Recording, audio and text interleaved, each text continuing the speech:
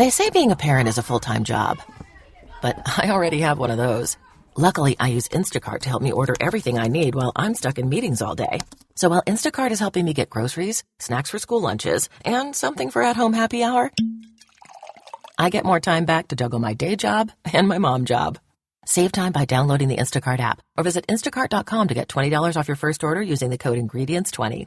Offer valid for a limited time. Minimum order $35. Delivery subject to availability. Additional terms apply. Chinese influence operations in Japan. Adorably inept? Devin Stewart, senior fellow at the Carnegie Council and author of the recent report, China's Influence in Japan. Everywhere, yet nowhere in particular, seems to think so. In this show, we'll talk about China's tactics in Japan, what makes Japanese society uniquely resistant to the CCP's charms, and what lessons can be learned from Japan's experience inoculating themselves from CCP influence. Devin, welcome to China Talk.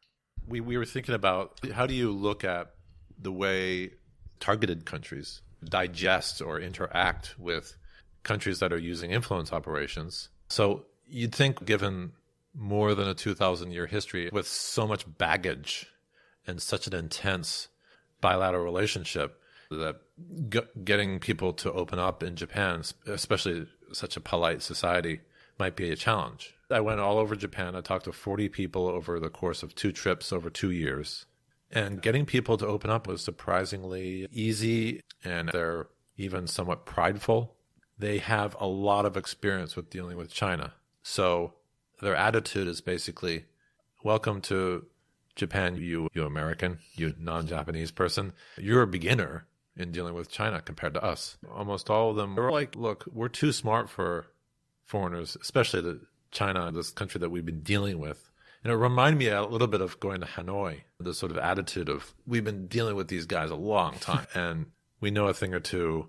In fact, we should teach you how to deal with them if you ever need some tips in the future. And they even went so far as to go on these long soliloquies of what a failure Chinese influence operations are in Japan. It's interesting thinking back to the sort of rise and fall of CCP, in particular influence operations, where you look at the 1930s and 40s and they're winning over, like, hook, line, and sinker, all of these American journalists who are then able to write books and produce reports which convince the world that Chiang Kai-shek is the bad guy and Mao's the good guy, and he's the future of Jeffersonian democracy in China. And throughout the 50s and 60s and into the 70s, the dynamic, like, the narrative was different, but it was still a very compelling one, which is that we are the vanguard of the global revolution. And even in Japan, it had some takers of hard leftists who found, like, solace in what was going on in China. But as the regime has evolved into something frankly less compelling and more, certainly there are Maoist China, if people knew what was going on, probably would have been just as uncompelling. But the sort of what you're aspiring to, if you want to be like China, isn't something that necessarily, from an ideological perspective, has a lot of appeal in at least first world democracy. So let's go through some of the sorry tactics, which I guess the CCP is trying. Let's do 3 in 1 stroke. COVID, Confucius Institutes, and newspapers. What's going on with those efforts? COVID was happening in the background when we were writing this report, where we had done all of the field work already. So we had to put some of these parts back, put it in on the fly. Yeah. The COVID aspect was, what's going on there is, from Japan's perspective, the influence is to put on a friendly face toward China, right? So Japan's influence toward China is to say, we're with you, we're neighbors, because the media and the government in China are essentially on the same page, to say the least. The media and the government, and therefore a lot of the public opinion, are in sync.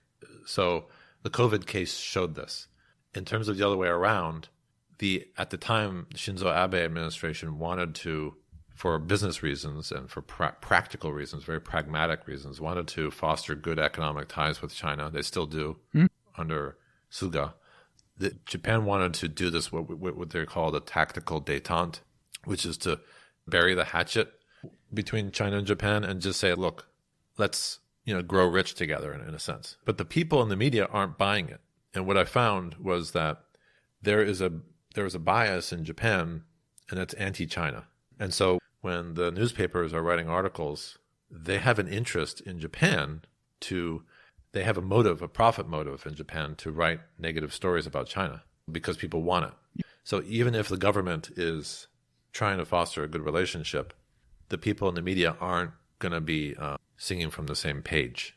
So the COVID episode really demonstrated that while Shinzo Abe and Xi Jinping were doing nice gestures in an international stage and the Chinese media was playing along, back in Japan, people on Twitter or articles, op-eds, columns, people are just like, you got to be kidding me. This is like amateur hour here. They can't, the Chinese can't just buy our friendship with some masks or with ventilators or something. So that was that one. That really covers media and COVID. And the third one was, you mentioned Confucius Institutes, which, like the calligraphy story that you had mentioned earlier, is an example of where it's, again, inept or maybe old-fashioned. And I think it was Hu Jintao, but a number of Chinese officials over the years. There was a Chinese ambassador to Japan as well. And I think also Xi Jinping might have mentioned this too, that it's befuddlement of like, why can't our influence operations do a better job in Japan? Why aren't they sticking? Because they are being created in an environment of authoritarian, anti-democratic, closed society. Sure. And so the soft power element is limited for China. And in Japan, there's this built-in bias of 2,000 years of being a kind of skeptical of one another. My favorite anecdote you had from the report was a scholar talking to you about what the typical like Zhong'er Youhao, like the friendship organization activity is. And they did a cooking demo or a calligraphy thing, but the quote was, "I have been interested in these activities, but I see little Chinese soft power. It's much different from the Japan-Taiwan exchanges, which are actually fun.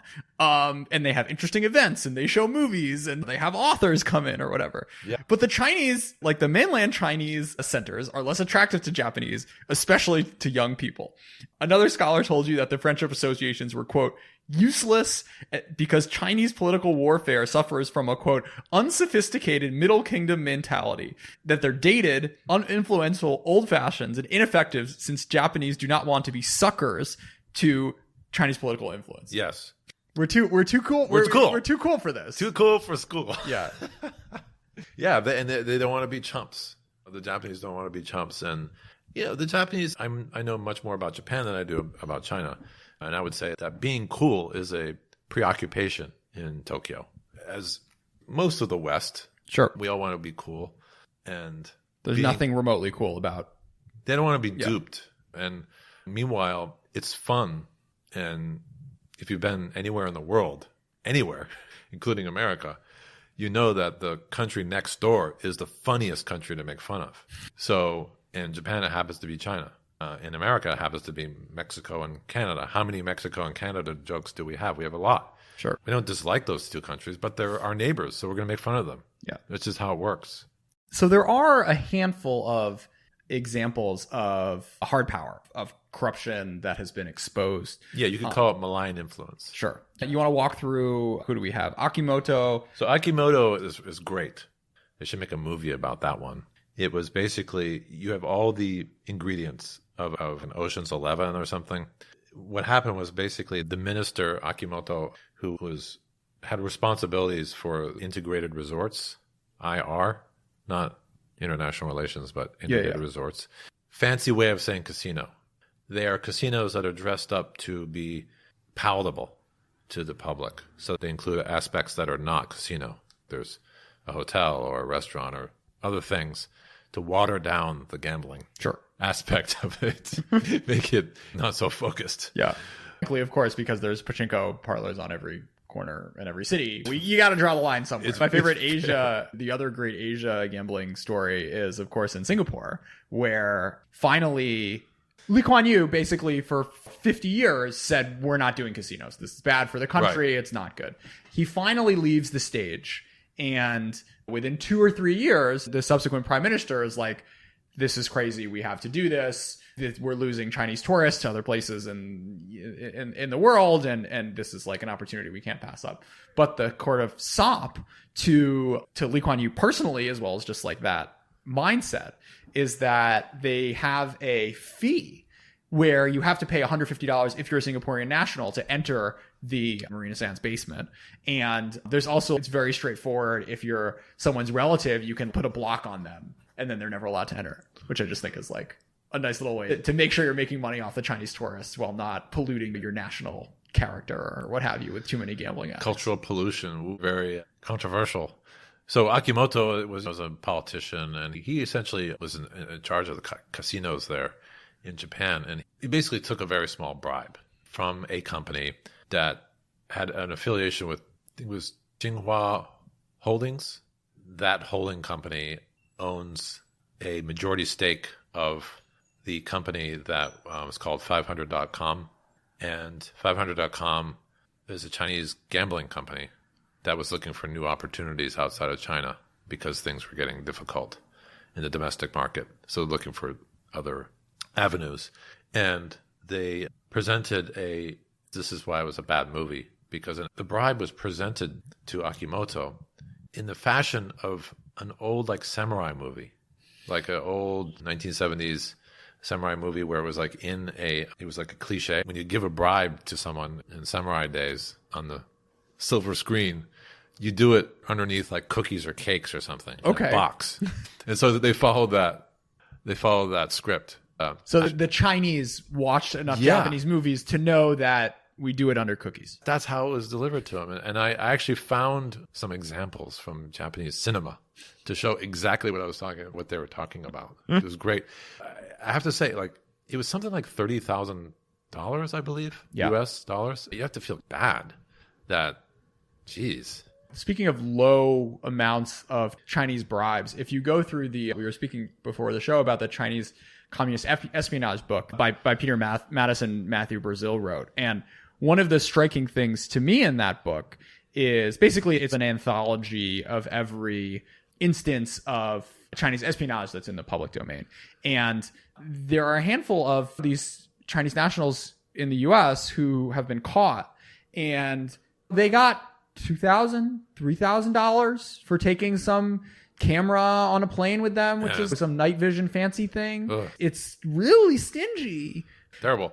Yeah, it's almost like the least sophisticated. That's right. Yeah, like the guy on the plane carrying the camera is the most straightforward thing to catch. Right. I'm making a bit of an illusion here and snaking around because the title of this report is Chinese Influences Everywhere and Nowhere in Particular. One of my off-the-record sort of questions to people was maybe it is here, but no one's talking about it. And I think despite people's posture and argument that Chinese influence wasn't working very well in Japan, it's possible that there's a lot more there that we just don't see. Yeah. Which was in Japan, things are well hidden, or the Japanese are very good at hiding things. Yeah. It almost sounds racist. It almost sounds like a racist trope, like they're a bunch of ninjas or something. Yeah. It's terrible. But the Japanese interviewees were telling me that you have to understand that in Japan, things aren't exactly what they seem. There's probably a lot of other stuff going on here. And then I'll go at the end of the interview, I'll be like, so do you think that despite all this nice story that you told me about, things are very clean? Maybe there's stuff happening that is not reported on, not talked about. And people will be like, maybe. That would be the end of the conversation. Sure. Have a nice day. Yeah. So let's come to our second example, Iwatani. Iwatani is a well-respected professor in Hokkaido University, and he was invited over to Beijing to the Chinese Academy of Social Sciences, doing some research. He's a historian doing some historical research. So the 2014 law in China that was very liberal, shall we say, a liberal use of how people can be charged with intelligence matters or collecting intelligence, basically charged as being spies. And Iwatani was there getting some historical data and charged on this invitation from CAS, Chinese Academy of Social Sciences. Seemed very strange that the authorities knew his whereabouts, knew what he was doing, and yet he was charged as a spy. This created a big uproar in Japan. And the uproar actually took place during my visit in December 2019 because Iwatani is like buddies with all these people in Japan who are essentially what you might call the club of Japanese scholars who are sympathetic toward China because they like the subject that they study, right? That's a thing that human beings have around the world, is that when you study something, you have a lot of times you have a little bit more affinity toward it. You know what I mean? Sure. I'm sure there are also people who know a lot about China and Japan who aren't super fans of China. But it doesn't always happen. Yeah. But say like, there's a whole history in the US as well of like the China hands and the Japan hands. Right. This is Right. what was that? Wasn't there like a funny name for it? Like the chrysanthemum something? Chrysanthemum Club. The Chrysanthemum Club. Yeah, Yes. that they called like the foreign service officers in the That's 30s that didn't really have problems with Japanese imperialism. Right. And the famous Chrysanthemum and the Sword book. Yeah. And then Chalmers Johnson's Chrysanthemum Club. I think that's what I'm thinking about. Yeah. Is the revisionists. Anyway, it was basically their friend Iwatani who was over there in China, and they felt betrayed. These Japanese scholars felt betrayed, and his arrest created a big controversy because it was like, I thought we're on good terms here with China, and this guy's one of our friends. He's on our side, and they wrote like a public letter condemning China, and it was something like beyond imagination. This act against Japan is beyond our imagination. So again, it's another example of not doing a very good job of being sophisticated in your influence operation, because it backfired.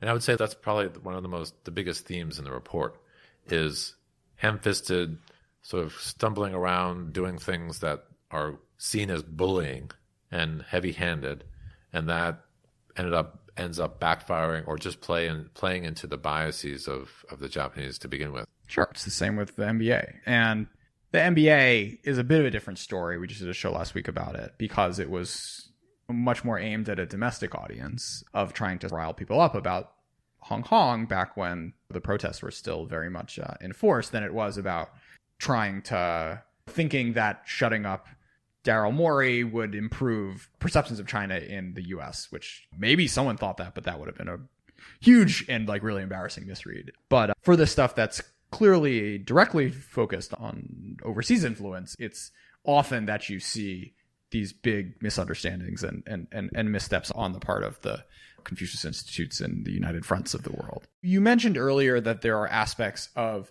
Japanese society which seem to be particularly resilient to Chinese influence operations. Maybe let's first start talking about how Japanese public opinion towards China has changed over time.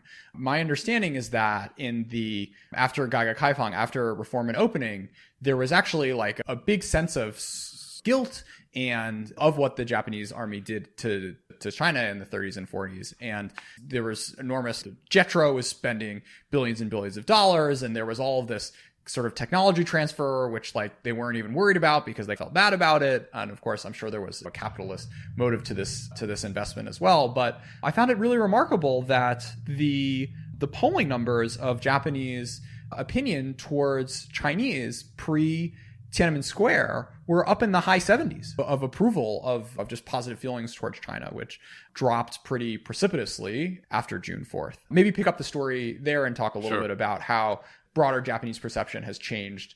I would say Tiananmen and the Senkaku disputes in the 2000s were the two sharpest drivers of negative perception by Japanese of China. So the poll, if you were to draw a line on an average, it was pretty much like a linear slope going down since the 70s. But basically, we have these big drops of 20 points each going in 1989 from about 70% favorable sentiment towards China down to 50. And then in 2009, I think we're at like 40% favorability. So there was a sort of like slow but steady decline, and until the Senkakus, which started in 2012, and then we made it down to the 20% favorability. A couple of people told me that it was also due to the longer you know China as a Japanese person, the more you dislike China, which is a really hard thing to swallow, so to speak. Like, you would think that most things are the other way around, but their perspective is that Chinese have betrayed the true socialist spirit by becoming these raging capitalists, and money hungry and free market and Wild West, and that the Japanese leftist socialists are more true to the tradition. Some people argue that socialism is much more thriving in Japan compared to China, and that protecting things like lifetime employment or things like universal health care or things like ruthless competition between and disruption between companies and banks and so forth. Less disruption in the economy, more managed.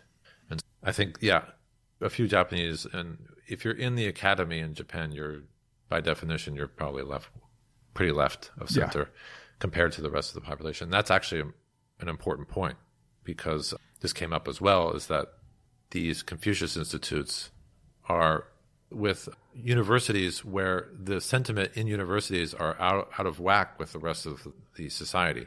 So that Japanese society is, as a whole, quite skeptical of China. But there's sort of a latent sympathy for China in Japanese universities because of this nostalgia for socialism. Sure. Interesting. Yeah, I feel like that's an easier argument to have made 34 years ago than now. Let's wait till this. Yeah, some of these things I'm talking about are dated, but people are still talking about it today. Talk a little bit about resistance within the Japanese body politic. So start with first the relative isolation and the political homogeneity of the Japanese body politic and how that influences how Chinese influences operations get received.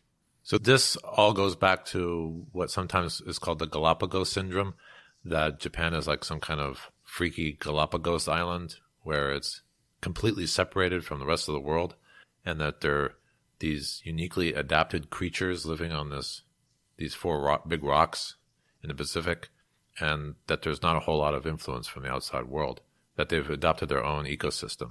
And so if that's that kind of picture in your mind can help you think about why would a country be able to resist foreign influence or influence operations or malign influence. One has to do with, as you said, political homogeneity and also the relative isolation of the country. In fact, Japan went through famous periods of actual complete isolation, more or less. And that this physical isolation can be like a castle with a moat, like it's protected from outside forces. And then when you get inside the castle, if everyone's singing from the same book, you might not be able to persuade them of something else. That if there's not a whole lot of political competition, if there's political homogeneity, if people are basically accepting the line of the authorities, that it's not going to be a place that's going to be a marketplace of ideas. The interesting thing here is that in terms of resisting influence, Japan has both liberal virtues and liberal deficits. And the virtues are things like it's a very educated population that is well-read and they know what's going on in the world and they're sophisticated and those types of things. And they have pretty high level of voting, for example, compared to the United States or compared to other democracies. But the deficits are the ones that are more interesting, that you'd think that flaws or deficits would be flaws, but they're, in terms of resisting influence, they're actually virtues. So what are they? One of them is they just don't care. If you've been to Japan, what I'm talking about is that there is a implicit assumption that politics is for other people, and that we have more important things to think about here. Our jobs, our families, our going out to eat, getting food, very sort of immediate concerns, healthcare, things like that. But politics is a sort of a foregone conclusion for a lot of people in Japan, and that this sort of detachment or apathy toward politics in Japan is actually a virtue if you're resisting foreign influence. And a Japanese journalist actually asked me, what are you talking about? What do you mean by that? And because it strikes some people as counterintuitive. But what I'm trying to say is that if you don't really care about something a whole lot, you might not be tuned in enough to even be persuaded of one way or another about it, because your attention span's not there. What about the way the media is set up in Japan? How does that play into all of this? The media in Japan have been called oligopolistic. It's one way of thinking about it. It's not if you're thinking about the newspapers and radio and TV, they're very big 4 or 5 conglomerates. Sort of America circa 1960s, if the TV also owned the Washington Post and the... That's a really interesting comparison, because the act that we had, was it the Fairness Act? Yeah. So the FCC introduced it in 1989, and it was eliminated in 1987. So it was introduced when? 49. Yes. Okay. And it was the title of the act, Fairness Doctrine. And that doctrine, I believe, still exists in Japan. And it's still in debate right now. So Abe tried to actually revise the Fairness Act. And there is now a controversy in Japan about whether it's more conducive to free speech and government control of the narrative to have the Fairness Doctrine in place or not in place. Because you can make the argument either way, actually. You could say that if the Fairness Doctrine is in place, which it was in the United States, in our experience as Americans, at least for me growing up in the 70s and 80s, TV seemed pretty balanced. At least the news seemed pretty balanced. It seemed at least less crazy and overly dramatized and sensational. Sure. And I guess at least the reputation is that Walter Cronkite and Dan Rather and that era of news reporting was even-handed and just the facts and share both sides of the story. Right? Now it's a circus. And I think the debate in Japan is whether or not it's better to keep that balance enforced or reduce the amount of law so that the government doesn't have a say in what's considered balanced or not. You follow me? Sure. How does this tie back then to Chinese influence? So in general, the media environment in Japan, at least, and look, I'm not talking about Twitter. Twitter has a big saturation. In Japan, it happens to be a very big Twitter country. There's Line. There's a bunch of apps that are popular in Japan for communications and social media. But the mainstream, old school media is pretty protected and roughly in place. There's no foreign ownership. So lastly, let's talk a little bit about the reception that this report got in Japan. It made a pretty big splash in Japan. It actually was on several news TV shows. So number one, Japan was, if I can, speak from reading a great deal of media coverage of this report in Japan. Yeah. Number one was they were saying, hey, here's an American who cares about Japan. Oh, Jesus. Serious. And they're like, that's good. We're worried about you guys. Yeah. They're basically saying, the first thing we have to get out on the table is there is an American, and therefore there might be other ones who actually care about what's happening in Japan. And this is a new thing this would raise eyebrows, or how does this sort of? I would say that's an old thing that's been going around if you talk to any Japan hand, there's always this thing. It's like any other country. When America looks and takes the time to really study something in another country and publish a big report, if that other country usually is going to say, oh, it's cool that America is paying attention to us. Mm-hmm. And so even some of the headlines were like, America says, China is an influence in Japan, or U.S. think tank says this. Oh my God. Oh, It's so funny just contrasting this response. The most you can hope for when you write something about China is Remen Erbao or the Global Times will write you up and say mean things, and maybe you'll get a fun new epithet for your Twitter bio. But to actually have a sort of open debate about research you write must be just a very fun thing to witness through the looking glass. It was actually quite surprising because it was a fairly dry topic when we launched the project, and it came out right during COVID and China's explosion into the imagination of Americans and Japanese. It just happened to have been published right at the most explosive time it could be possibly published. Another thing that the Japanese press was saying was, number one, here's an American who cares about Japan. Number two, this is serious, guys. They were like, oh, China's trying to influence our government. Yeah. We better pay attention to this. And that this report is evidence that this is a serious topic and we need to pay more attention. It's interesting just on that point, because you've had countries that have woken up to this in different ways. There's Anne-Marie Brady of New Zealand, who's a New Zealander who wrote on this, who ended up, it became like a big national topic. And in Australia, again, it was Australians who brought this to attention. But it's interesting that in Japan's case, the first time this became a topic of national discussion was actually a foreigner bringing it to attention. That's right. That's right. It's called gaiatsu in Japan, right? There's this idea that foreign influence has an impact on things in Japan. It's a cliche now, gaiatsu. But I would say the number 3 thing was the third point in the press was, let's take a look at these people in our government who are making these decisions, and who are their friends, and how are they making these decisions, and maybe we're too soft on China, and there's a lot of implied rhetoric.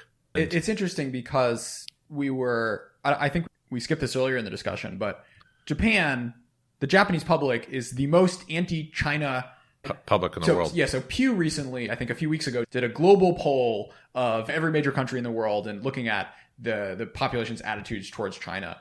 And basically every country, US included, had a 10 or 15 point jump in disapproval from 2019 to 2020. But Japan was like the funniest bar on the graph, because it was like 92% disapproval in 2019 and 93% in 2020. Right. So it's interesting that it goes back to your original thesis of this sort of being everywhere and nowhere, that if everyone is anti-China, it's not even a topic of conversation, and no one is thinking and investigating exactly what is going on in the government when it comes to these sorts of dealings. That's right. This ties back to a piece I want to close on, which you wrote earlier back in January, pre-COVID, entitled "The Risks to the Japan-China Tactical Détente."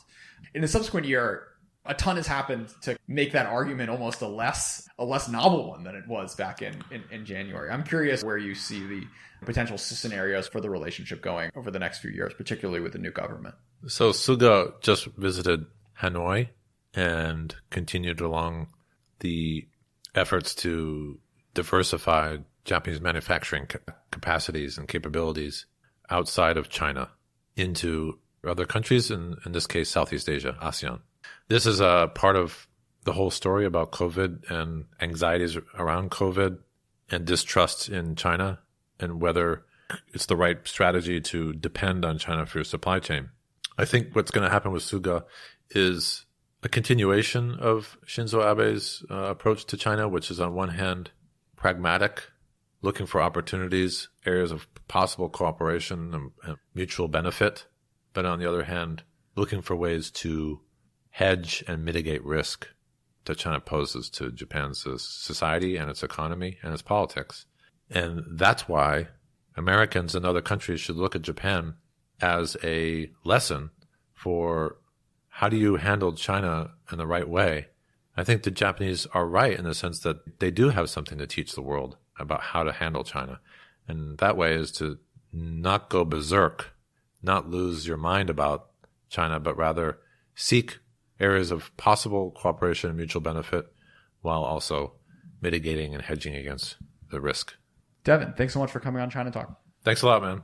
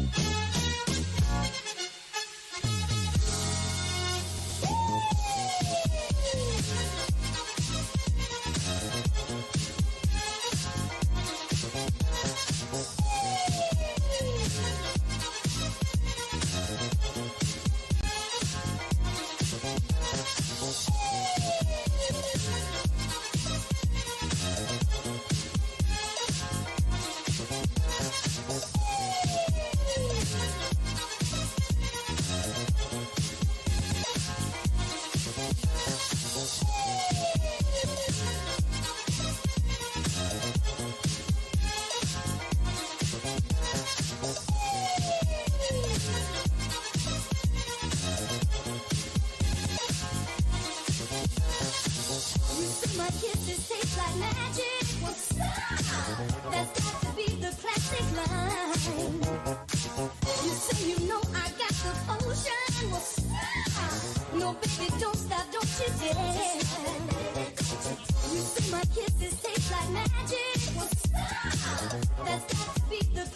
line. You say you know I got the potion. Well, stop. No, baby, don't stop, don't you dare.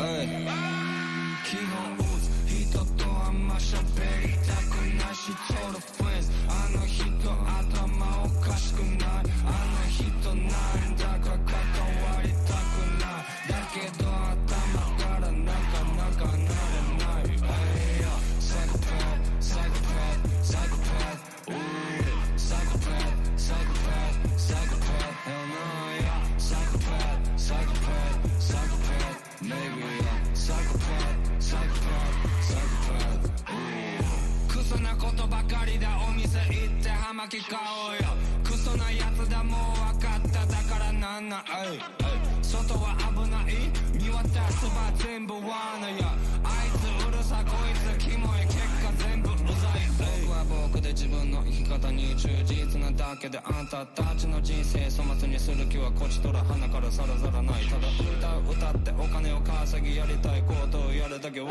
ことをしてお金を稼いで生きてくことはもうやめた俺の真似はダメ All of my friends are rugged あれもこれもダメって偉そうお前一体誰 Bitch 楽しんでるだけ俺たちの人生 All of my friends legit You cannot never compete Drippin', drippin' bitch says in shopping Drippin', drippin' bitch says in shopping 가면 굳이 사가 people rapper 마다 올라라 손색가 알리 쓰기 oh my god Call it bitch the market fucking Drippin', drippin' bitch says in jumping 가면 굳이 사가 people rapper 마다 올라라 손색가 알리 쓰기 oh my god Dropping psychedelic na verse Walking on the street 目的探す俺な毎日ならブレミリミ賞金首さいずれビシフォのファミミ更新済みにしたしかしなら用心深くれなますてれ田島派庶民から商人のみ節に這い上がる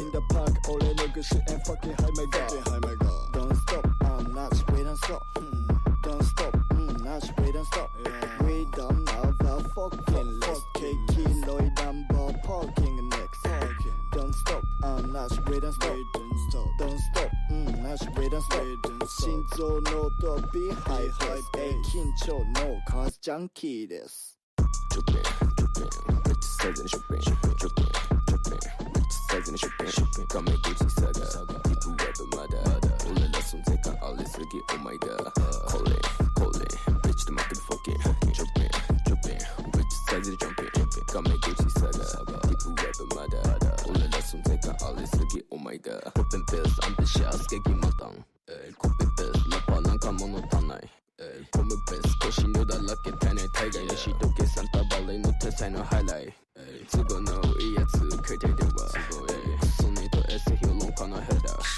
嘘情報そのメディアコメンテーターペンの忍者向かでのドッペルゲンガー Drippin' drippin' bitch says in shopping Drippin' drippin' bitch says in shopping 画面ごちさがpeople rapper まだ俺ら存在感ありすぎ Oh my god Call it bitch the market fucking Drippin' bitch says in jumping 画面ごちさがpeople rapper まだ俺ら存在感ありすぎ Oh my god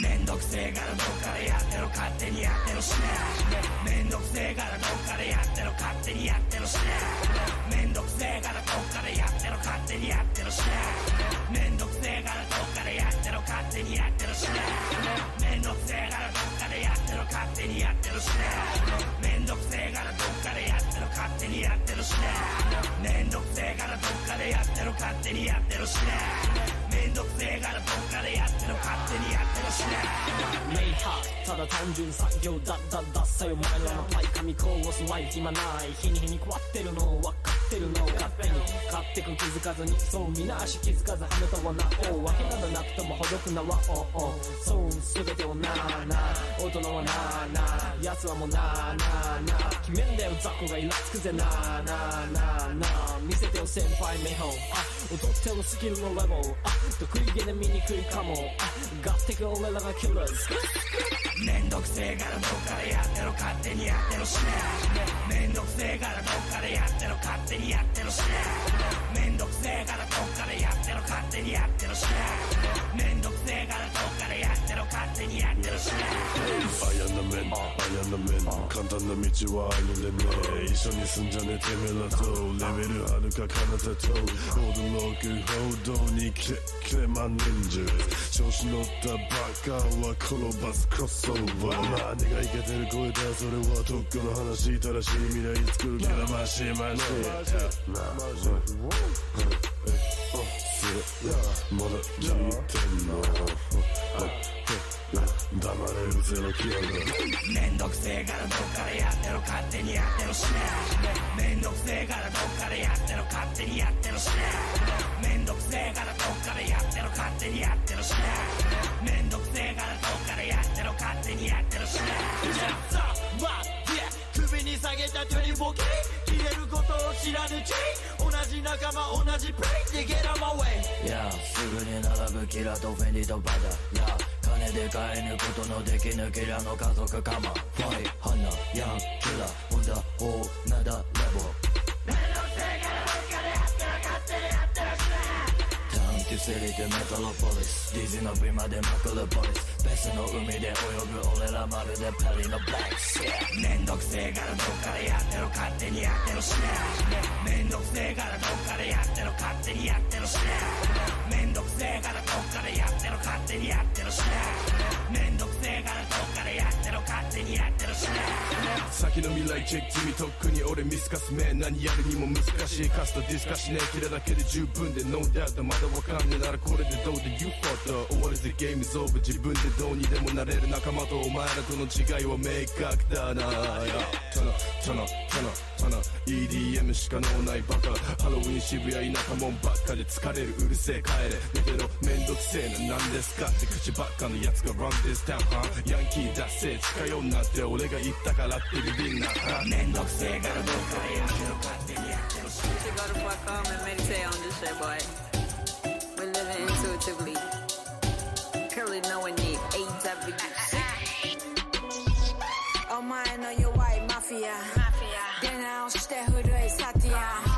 Rappers no many wa namida nan nin ga ushinau no sono career. 欲しいの全部買う売られてない喧嘩も買う予算管理しなくてもボンスプレッlike a balloon 同じ土俵無理雑魚いその頭ん中熟知 Get a whole team to me 愛ビンビンとへ当然の報い Your boyfriend 惚れ込むこびないエロス腐ったシーンを解読選ばれし女神のゲノムマジお前誰マジでお前誰 Give me the whole thing man I bring all the bitches乗らないと負け Hey yo check it what it does to me I got anarchy to the left of me I got young killers to the trip of me And I rock the rock to the death of me 街の喧嘩こそダチは前科者見てきたいろんなものシャネルに取りつかれた女の子物が溢れてる影にいいものが隠れてるどれもまがいも売れたらダサくてもいいんじゃないのやるって何マジでやるって何てかお前誰なあお前は誰クールな奴ら 1% もいないんじゃない3つ数えるから泣きやめデニムでも履いてれば足が出るマジお前誰マジでお前誰 Give me the whole thing man I bring all the bitches 乗らないと負け Hey yo check it what it does to me I got anarchy to the left of me I got young killers to the trip of me And I rock the rock to the death of me You can't make me respect you man That shit is earned You used to love me but you now hating That shit is learned You don't know what to feel about me You don't know what you're doing But we're knowing it